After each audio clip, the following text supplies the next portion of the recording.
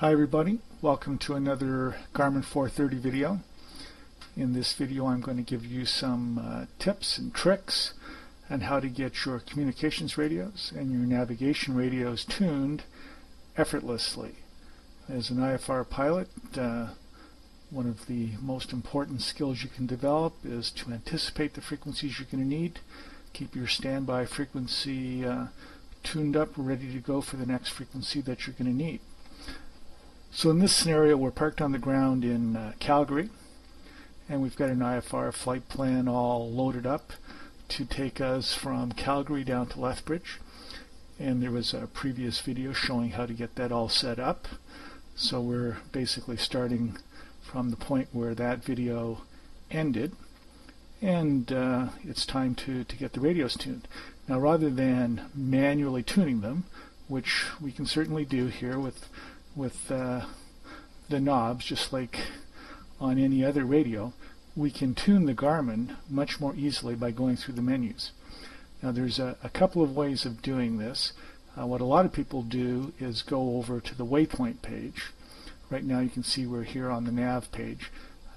We just go one click to the right on the big button, we get into the waypoint pages, and here you can see that there's a whole bunch of them. The first time you go over, you'll be on number 1, but on number 3 you'll find all the frequencies for the waypoints that you might currently have selected. In this case it's the Calgary Airport. We'll see all the frequencies that we need here. But believe it or not, this is not actually the way I recommend doing it, because your problem is if this is not the right airport, you're going to have to do a lot of work to get the correct airport up here. So let me just show you. If I turn the cursor on, see it comes up in here. If I click the menu button, I get only 2 options here. We can jump to the next flight plan airport, or we can jump to the destination flight plan airport. In this particular case, that's the same thing. The next airport is Lethbridge, and that's also the destination airport. So watch what happens if I click enter here. See, it changes to Lethbridge. Now we've got all the Lethbridge frequencies. And so I take a look at all that, and then I think to myself, oh, wait a minute, I'd like to go back to Calgary, but there's no option to go back to Calgary. Now I'm really in trouble.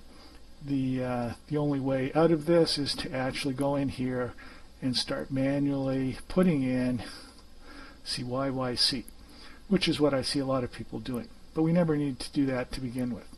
So let me just turn the cursor off. We'll go back to the nav pages. So here we are in the nav pages. I'd recommend you stay away from the waypoint pages, because within the nav pages, you see we're currently on nav page 2, which is the moving map. That's where you're going to spend 99% of your time. If we go one click over, this is your terrain page. And notice, since we're parked on the ground, or in fact here with the computer simulation, we're below ground level, so everything is red. It's not a good sign in flight, but on the ground, nothing to worry about here. But anyway, if we go over to the next page, which is page number 4, that's where we're going to find everything that we need. So this is where you want to go, to nav page 4. You notice it looks virtually identical to the waypoint page, and it's currently on Calgary. But in this case, if I turn my cursor on, I don't even need to hit the menu. In fact, there are no menu options, as you can see. Instead, if I turn my small knob, I get an option here to go back and forth. So here I can go down to Lethbridge, hit enter. There's all my Lethbridge frequencies. Turn the knob again, go back to Calgary, hit enter. There's all my Calgary frequencies. So this is the way to go, and what you'll find is on this menu will be every airport in your flight plan. So sometimes on a VFR round robin, you may be going, on a trip around 4 or 5 different airports. You put them all in your flight plan. They'll all be on the list. But you'll notice as you fly along in flight, nearby airports will be added to the list automatically by the Garmin. So if you're going past some nearby airport, it'll pop up on the list as well. But you'll always be able to grab the frequencies you need here for any airport you're going to need in your flight plan. So now that we've got the correct frequencies, all you have to do is move the cursor down on top of the frequency you want and hit enter.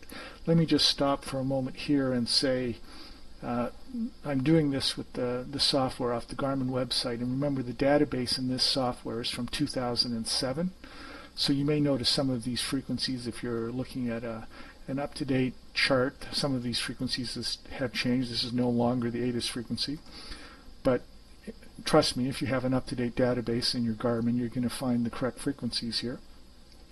So this is the ATIS frequency for Calgary.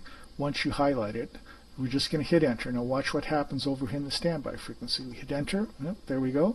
And flip it up. So now we're listening to the ATIS. And so we listen to that for a few seconds. But while we're listening here, we're on clearance delivery. We're going to pop enter. So now clearance delivery is in standby. Okay, assume now we finished listening to the ATIS. Just pop clearance delivery up in there. And we'll have a chat with clearance delivery and get our clearance copied down. Now if we're on the main ramp, we may need a ramp clearance to leave the ramp. If we're at the executive terminal, we can skip that one with the big cursor and go straight to ground. Hit enter. Okay, so we finished copying our clearance. We pop ground up into use. Now we're talking to ground. Well, we're going to need tower next, so put tower on standby. Okay, and so you notice we've been through all the frequencies here. We're right up to tower. And in fact, if we scroll down, whoop, there's the departure frequency.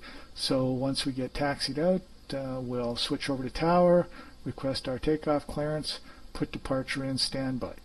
So I haven't touched the tuning knob yet, and we're already airborne and talking to departure. Okay, so on the comm side, that was pretty simple. To get back out of this, you have to turn the cursor off, tap the end of the button, makes the cursor disappear.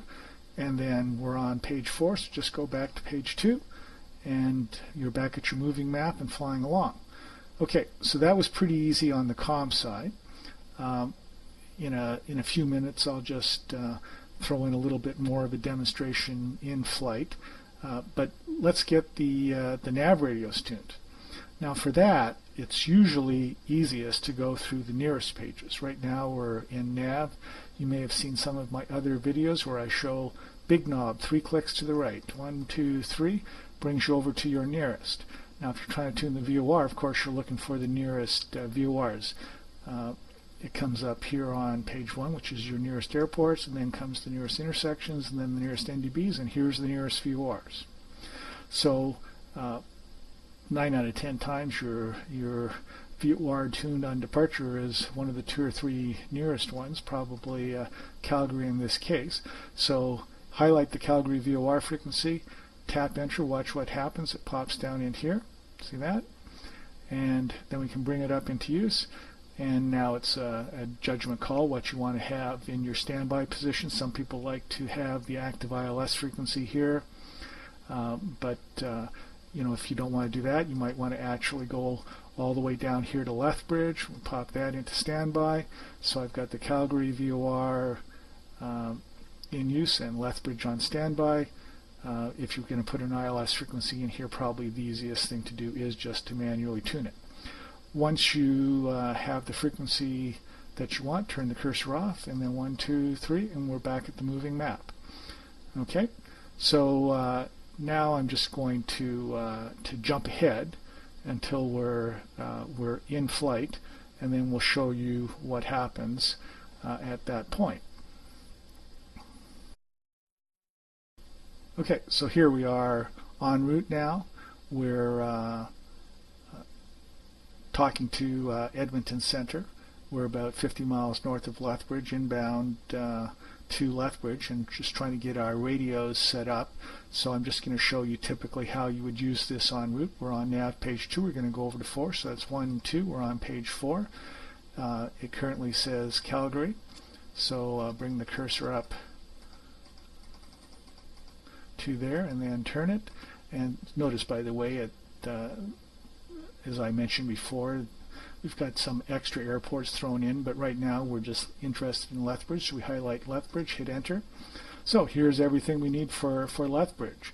If we want to listen to the ATIS, we could pop that over and listen to the ATIS like so. I'm probably going to do the ATIS on COM2. So I'm anticipating, well, I'm currently already on 13275, but if I wasn't already, I could pop that over there. And then the next frequency that we're going to need is 1210. So that's in standby. It's really just as simple as that on the COM side. On the nav side, in this case, I've already got Lethbridge standing by, so I can just pop that in there. So I haven't tuned any radios yet, you notice, and yet I've got all my radios set exactly the way I want them. And at this point, if I want to get my ILS tuned, just notice that if you select an approach, and let's say we're going to do the ILS for 05, so we select that, and we're going to be vectored, or perhaps we're going to do the DME arc, but let's just say we're going to be vectored. If we load that, notice as soon as we load it, watch over here in the standby frequency. It makes us acknowledge that it's just for guidance, but once we hit enter, see, the ILS frequency goes in there automatically.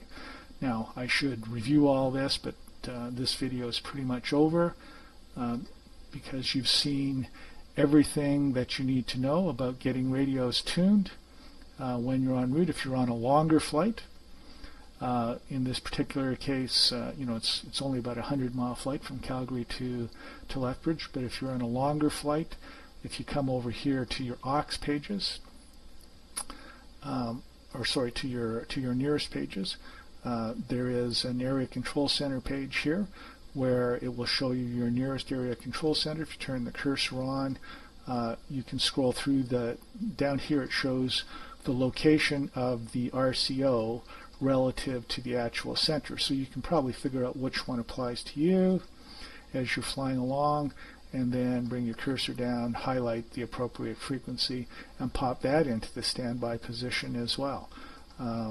Okay, so if you get handed off from one controller to the next, in most cases, if you've been using your radios wisely, you'll already have that frequency in standby. The Garmin helps you do that very effectively. Okay, so that's it for this episode. See you next time.